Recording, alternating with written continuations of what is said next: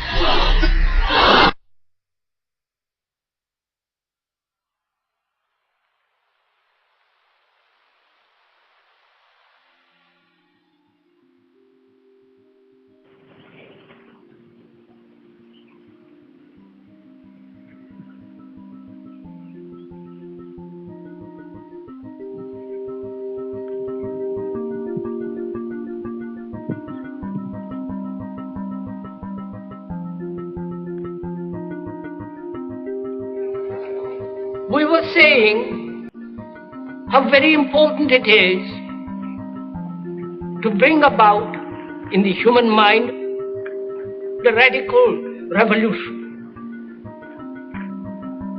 The crisis is a crisis in consciousness,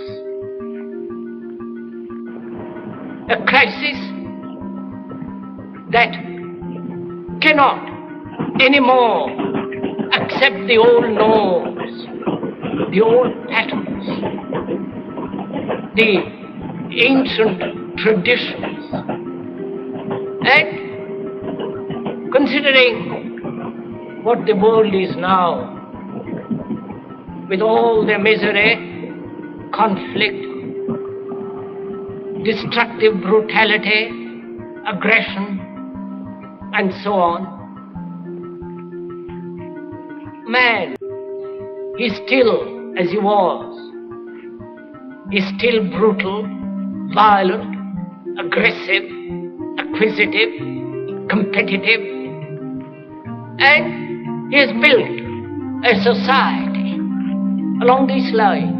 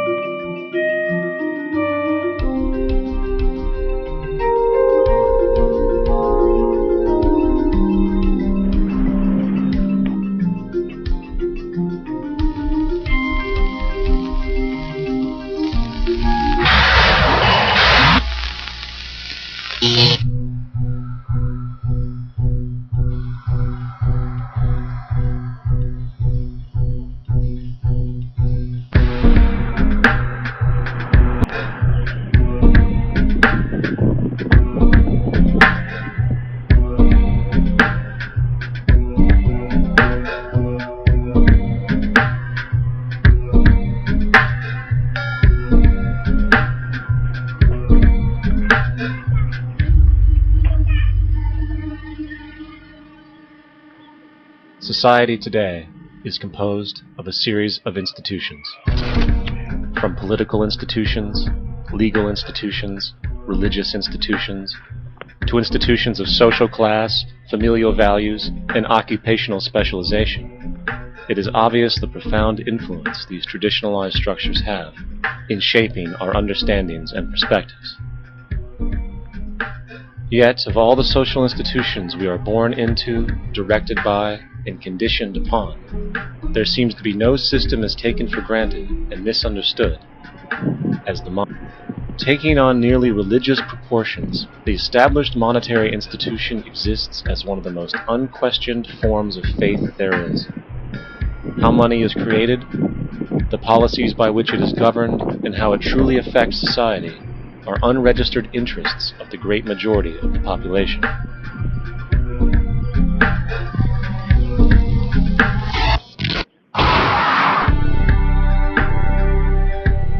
In a world where 1% of the population owns 40% of the planet's wealth, in a world where 34,000 children die every single day from poverty and preventable diseases, and where 50% of the world's population lives on less than $2 a day, one thing is clear: something is very wrong. And whether we are aware of it or not, the lifeblood of all of our established institutions, and thus society itself, is money. Therefore, understanding this institution of monetary policy is critical to understanding why our lives are the way they are. Unfortunately, economics is often viewed with confusion and boredom. Endless streams of financial jargon coupled with intimidating mathematics quickly deters people from attempts at understanding it. However, the fact is, the complexity associated with the financial system is a mere mask, designed to conceal one of the most socially paralyzing structures humanity has ever endured.